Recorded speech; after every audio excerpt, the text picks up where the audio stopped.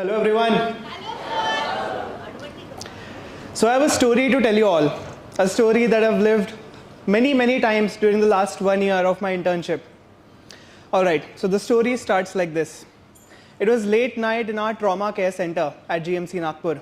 And our seniors had just invited us to a chai break in the doctor's side room. My co-intern and I went inside. We saw there were some cold slices of pizzas and some biscuits to go along with the chai. We sat and pondered, okay, the night has been pretty long. We have been seeing cases all night, from minor injuries to major ones. And we were all sleepless. As soon as I took the first sip of the chai, I noticed the sound of an ambulance just had arrived outside. And the sound of a stretcher being rushed into the casualty was heard. The 3 residents and 2 interns left our midnight snack right there, and we went out to check out what has happened in the 2 minutes that we were absent. We noticed a man was brought to us in a casualty. He was 20-something-year-old, and he had a head injury. He also had a fractured leg from which there was active bleeding which was going on. And at the same moment, we immediately noted that his heart had stopped. He was in asystole. So within few seconds, resuscitation measures were started. And as you all know, in a cardiac arrest, we have to do CPR. So that's what I and my senior did. For the next 10 minutes, we took turns on giving him chest compressions. A breathing tube was put in to help him ventilate the lungs. And it was a very crucial situation, given the fact that it was my second night shift in my entire life. And it was just the second week of my internship. And this was the first time I was seeing a patient like that. As a measure, we always have to check the pulse, and I felt something on the carotids of the person who was being resuscitated. It was magic. The pulse had returned. The heart which was stopped had been restarted due to the chest compressions and the support that we gave him, while our ortho resident tried to stop the bleeding from the active fracture site. I thought to myself how fragile life is, because upon further inquiry, I got to know that the person was supposed to get married today. Just 4 to 6 hours later, he was supposed to sit in his own wedding, but due to the happiness or the joy, he had been drinking a lot, and drinking and driving are not a great combination. He had fallen on the road after meeting some road traffic accident. Very luckily, there was a person who was educated who was going by. He had decided to help him, bought the ambulance and took him to the casualty to us. And we somehow managed to resuscitate the patient back. The thing was, immediately after the resuscitation was complete, he was put onto ventilatory support, and certain drugs to control his blood pressure, his bleeding, and to reduce his cerebral edema were started. Again, I thought to myself how fragile life is. I did not even understand how 1 hour had almost passed since my midnight chai break was interrupted. And how that he was supposed to get married today, and his family was supposed to cheer in joy and dance as their brother or friend gets married. But instead, he will be in the neurosurgery OT, where the surgeons will try to decompress the brain because the clots have already formed between the dural layers. And how his family will sit outside the OT and try and hope and pray to God that their brother, friend, son or fiancé survives this. How fragile it will be if tomorrow we have to go outside and tell the mother that her son has passed away, or the fiancé that she'll be alone. How fragile life is. Just 2 hours later, after we managed that case, again an emergency was brought to us.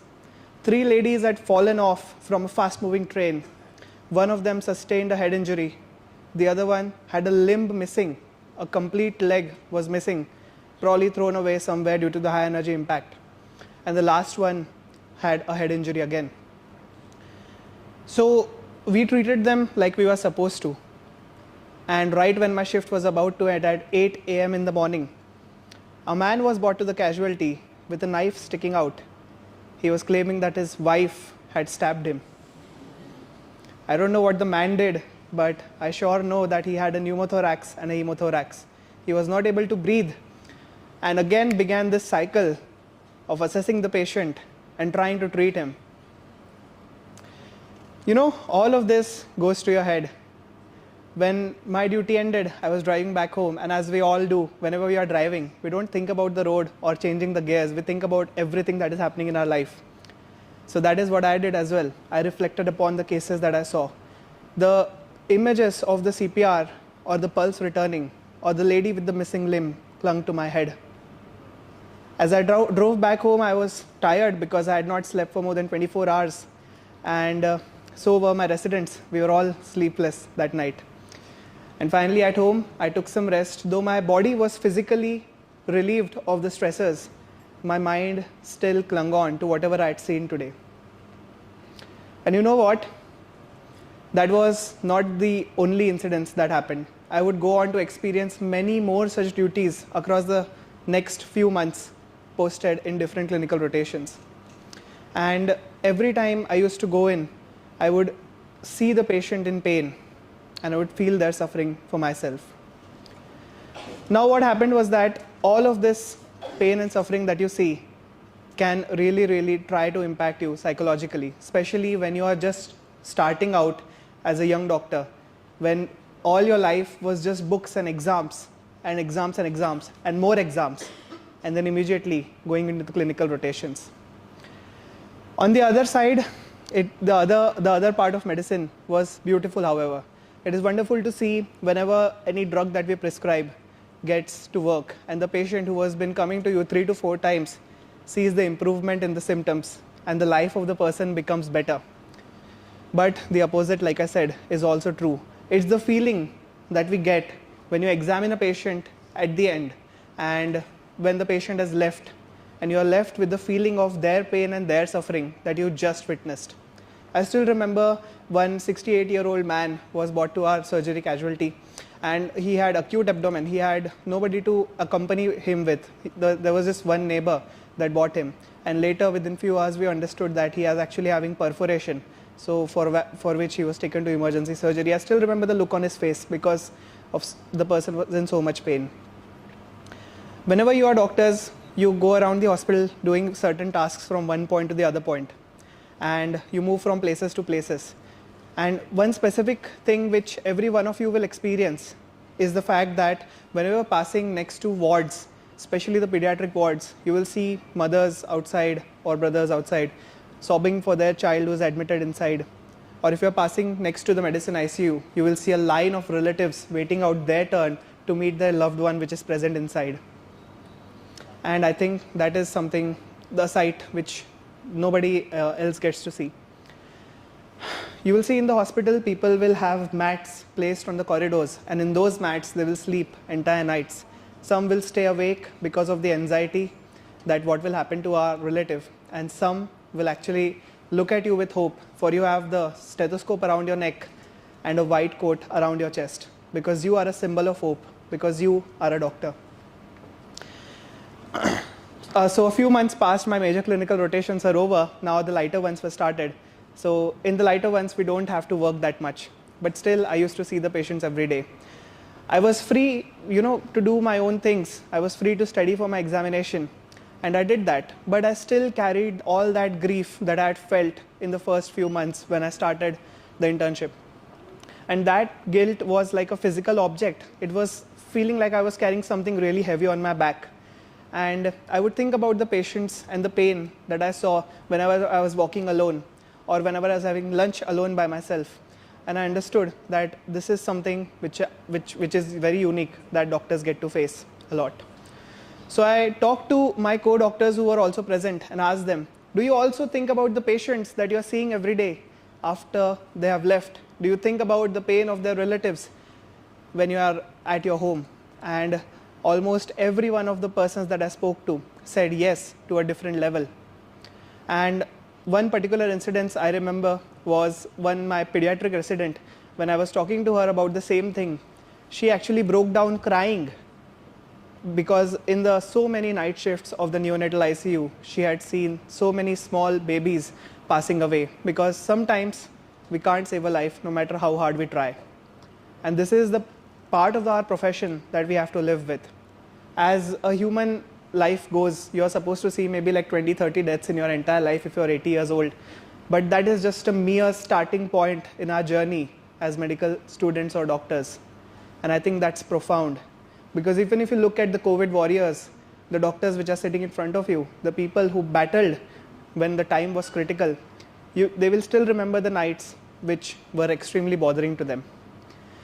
So after recognizing what the continuous working pattern inside the hospital for the first time after just being a student for such a long time does to you, I understood that I needed to do something, because I can't possibly carry this entire guilt or entire grief on my shoulders, because a lot of doctors do carry it, and slowly they become emotionally numb and emotionally blunted, so that nothing really matters to them. So I thought I need to preserve my emotional stability as well. And after reading a lot of self-help books, after a lot of talks with many people and some spiritual books as well, I came up with the principle called as the positive prescription. And I applied that to my life in order to make it better as a medical student or a doctor. And today on this stage, I'll be sharing with you what that positive prescription is, so that all of you guys can also make your life much better, especially when you're starting your work, especially when all the medical students, all the faces that I see over here today, when they actually turn into professionals, how you can improve your life dramatically. So the first thing which consists of my positive prescription is delegating time to your own self. You know, whenever we are posted in a duty, our day is determined by a duty. सुबह से 9 बजे जाओ, रात में 9 बजे वापस आओ. अगर ड्यूटी में अच्छा हो रहा है तो तुम्हारी लाइफ में अच्छा हो रहा है. अगर ड्यूटी में कुछ खराब हो रहा है तो तुम्हारी लाइफ में खराब हो रहा है. And that is not how it's supposed to be. If you see this roof over here, and if you think that this roof is your happiness, this roof is built on 4 pillars, and your career is one pillar, your health is another pillar, your life outside your career is something else, and the 4th pillar for you might be your girlfriend, boyfriend, whatever. So you have to balance all 4 of these pillars so that this roof should remain stable.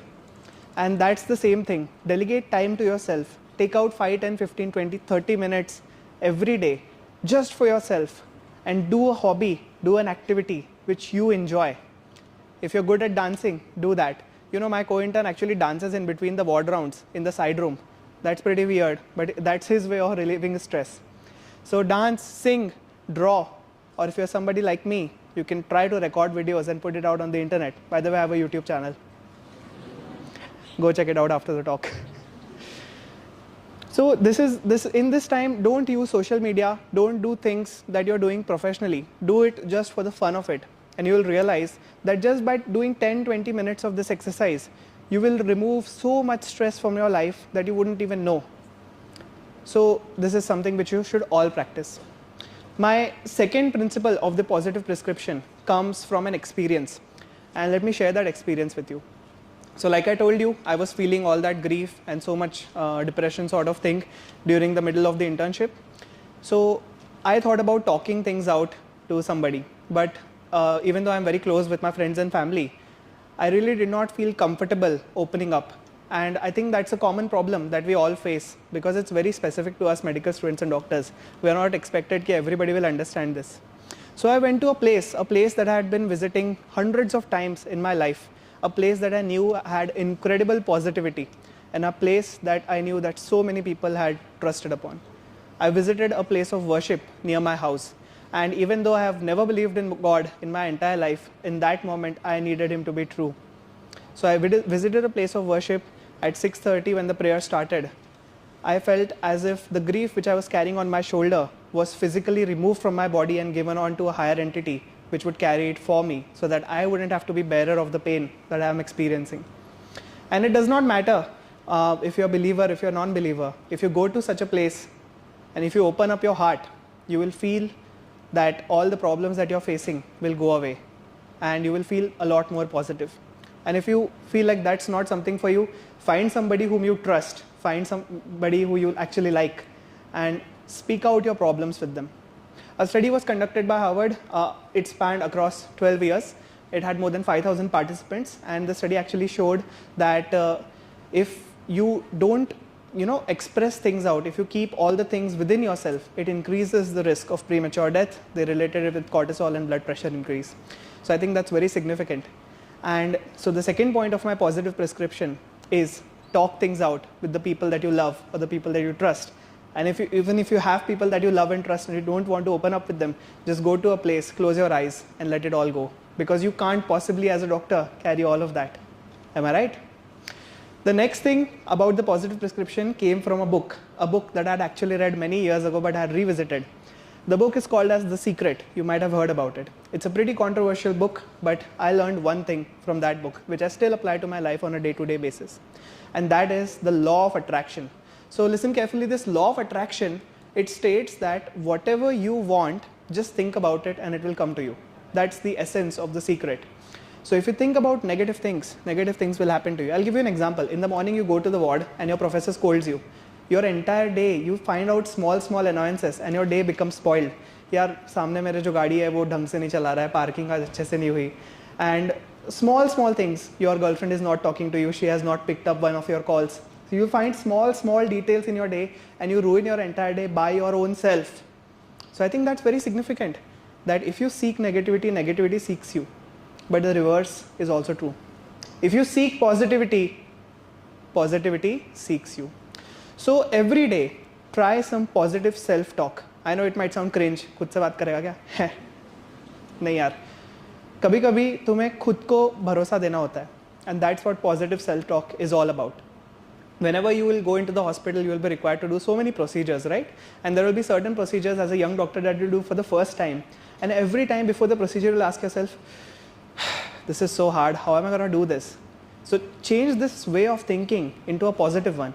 Wow, this is a new opportunity to learn. Maybe if I practice it 10 times, I'll get better. In this way, channel your thoughts to be in a much more positive manner, and you will see that just small thoughts through the entire day will make your complete day beautiful. Have you got it? So those were my 3 very important points of the positive prescription. See guys, you are going to be becoming doctors. As a doctor, you cannot make mistakes. You cannot misdiagnose. You cannot mistreat. At least you are not expected to. You are going to make a lot of mistakes along the way while you are learning. And there are going to be hurdles when you are in this learning phase. There will be bad days, there will be good days. And there will be times when certain incidents like the one which I just described in the starting of the talk will affect you deeply. And in those instances, you have to remember that you have to take care of the most important thing in the entire universe, that is sitting on top of your shoulders, your mind, your infinite vast consciousness. Take care of it as you take care of patients. And my friends, that I guess was the essence of the positive prescription. Thank you so much.